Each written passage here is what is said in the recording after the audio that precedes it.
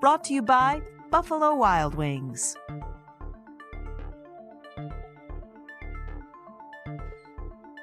It is like your wings plain, right? What? Pepper's a little spicy in your playbook. What are you talking? Give me the hottest hot wing. Hot ones. We got Jaden Daniels, and we got exercise by. Played 68% of snaps. That is up from the debut against Detroit, and he was just hounding poor Jaden Daniels. Had a first half to forget. Dan Quinn, Commander's head coach, and I feel like we didn't really find the rhythm that we needed.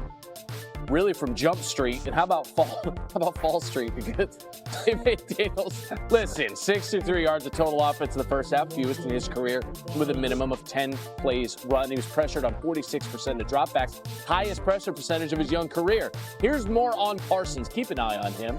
We're going to throw a ring around him, and he's just going to go ahead and run this action. Parsons breaking through for the half sack. Now has 11 career sacks against the Commanders. It's twice as many as his next most against an opponent, 5.5 against Carolina. Parsons talked about soaking in the Lambeau environment on the whiteout evening there at Lambeau, Thursday Night Football. Fourth quarter, no comment on the use of whiteout. This is Jaden Daniels, and that's just pressure, incomplete pass. That's cool. Daniels said they played better than us. Not really much to say. Much more to show you, though. Keyshawn Nixon breaking that up. Daniels 200 yards, but not nearly enough. Parsons was a problem. Packers, first time holding opponents below 260 total yards each of the first two games since '96. Here's Parsons. Yep, he knows about championships from all those years with the Cowboys. Packers defense. Well, they talk about all of the ones they used to win. So continuing to shine. Told you about allowing fewer than 250 total yards in both of their games this season. First time since 1995 that they've done that, and that season. Feels great to protect the football. 9th straight game for Mr. Love without an interception. Harry Douglas, our football analyst, is with us on SportsCenter AM. Harry, what did Jordan Love show you last night in that win? Well, number one, Gary, let me say this. Excuse me, Randy. I done did it 2 weeks in a row, buddy. I apologize. But you better ring the alarm, just like Bougie Bonton and his song says, because the Green Bay Packers are coming. Jordan Love is a quarterback that was poised last night, made every single throw for the most part that he can make, and put his players in position to have success. This Green Bay Packers football team is as scary as all outdoors when you have a play caller by the name of Matt LaFleur, who is also putting guys in positions to have success. I think the rest is going to be history, in my opinion, Randy. They're young. They're still so young and still so talented. Did suffer an injury to Jaden Reed last night, but they're loaded on the offensive side. Time for a little Nostra Douglas. We're going to ask you to predict the future for us. So why don't we start with the Super Bowl rematch? He's got the lid and everything. Between the Eagles and the Chiefs, who is going to come out on top this week? Randy, I'm rocking with the Kansas City Chiefs. It's not by mistake that this team has been to 5 Super Bowls in the last 6 years, but they got to get back to the basics. Running the football with Isaiah Pacheco, also Kareem Hunt. In that game last week versus the Chargers, Patrick Mahomes was the leading rusher. But at the same time, when you look at the Philadelphia Eagles and you look at the dark cloud on that defense, it's the corner opposite of Quinyon Mitchell. So attack Adoree Jackson, who gave up 7 targets for 103 yards last week versus the Dallas Cowboys. All right. I love the lid. Let's shift to some. It went the distance, but pretty lopsided on the cards. We got Jaden Daniels, the Commanders, Micah Parsons.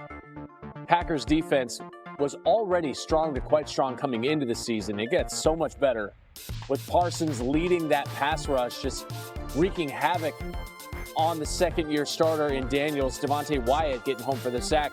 Dan Quinn said, I feel like we didn't really find the rhythm that we needed to, really from Jump Street. Daniels, what about Fall Street? Parsons forcing Daniels to stumble only a yard. 63 yards of total offense in the first half for Daniels. That is the fewest in his career with a minimum of 10 plays run. They pressured this young man. They blitzed him. The pressure rate of 46% of his dropbacks, highest pressure percentage of his career. Parsons gets credit for half the sack. He now has 11 career sacks against the Commanders, twice as many as his next most against an opponent. It's 5.5 against Carolina. In the fourth, Daniels, you're thinking, finally, we're going to get something going. Need it. It's a 2-score game. Nope. Incomplete pass. Daniels said they played better than us. Not really much to say. So 4th down, 4th and 4 coming up. Told you about the blitzing. That thing broken up. Daniels blitzed 13 times, 3 for 11 for 26 yards, sacked twice on those blitzes. Packers 27-18. Let's hear from Parsons after this thing, providing this strategy for winning a Super Bowl. Randy Scott, to allow Michael Parsons to borrow your hat. It looks better on him. It is time. America's favorite game show. It's fraud. It's laud. It is Mike Tannenbaum, our NFL front office insider. Mike T, fantastic to see you. Let's stay right there at Lambeau Field because our first caller, friend of the program, noted Packers fan, Lil Wayne. Oh. He's saying the Packers are going all the way. Mike T, fraud or laud for Lil Weezy? Yeah, laud. Little Wayne, I would never disagree with you, but you're actually right for a number of reasons, starting with number 10 right there, Jordan Love. Guys, he's leading the NFL in yards per pass attempt. They're getting the ball down the field to a multiple of weapons that they have. And when you look at the other side of the ball, Micah Parsons is leading an unbelievable pass rush, and we're seeing improvement from Lucas Van Ness, Rashawn Gary. This team is as complete as anybody in the NFC. They're going to the Super Bowl. Okay, all right, listen. Elsewhere in the NFC is a team that will watch the Super Bowl on television. That would be the Giants. Our next caller, Giants head coach Brian Daboll, Mike T. He's saying starting Russell Wilson Sunday against Dallas is the right move. Is that fraud or laud? That's a fraud. I love Brian, but that is an absolute fraud. Russell Wilson was not good last week. Watching him against Washington here, gave up 2 sacks. They couldn't move the ball all day long. Put in Jackson Dart. He's younger, more athletic, and without Andrew Thomas, they're very good left tackle. You need somebody that can make plays with his feet. Russell Wilson had a great career, but it's close to the end. Our last caller here, Mike T, is Brown safety Grant Delpit. Ring, ring, pick it up, because he's got something to say. And that is, he says it's not hard to tackle Derrick Henry. I feel like I don't need to ask you whether you think this is a fraud or laud. This better be fraud. This better be fraud. This is fraud in perpetuity, guys. Let's not poke the bear. Look, Grant Delpit's a good player, but we're talking about Derrick Henry here. Why are we doing anything to get him riled up? Look what he has done. Look, Derrick Henry is going to the Hall of Fame for a reason. You know he's coming. You still can't stop it. Grant Delpit's a really good player, but let's not poke the bear, and let's just try to go beat Baltimore. Hey, Mike T, is this one of those things? I mean, you're in the front office and you're listening to one of your players say this about the star running back. Is this one of those messages that trickle down to the coaches to maybe pull the player aside and say, hey, man, like, we didn't have to go there? Or do you just say, hey, sometimes the best lessons are learned the hard way and go tackle him Sunday?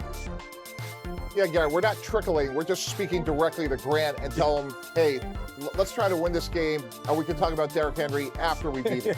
All right, let's show Mike T what he's won. Okay, Mike, what prize door are you picking? 1, 2, or 3? Randy, let's go with door number 2. Door number two for Mike Tannenbaum. Your body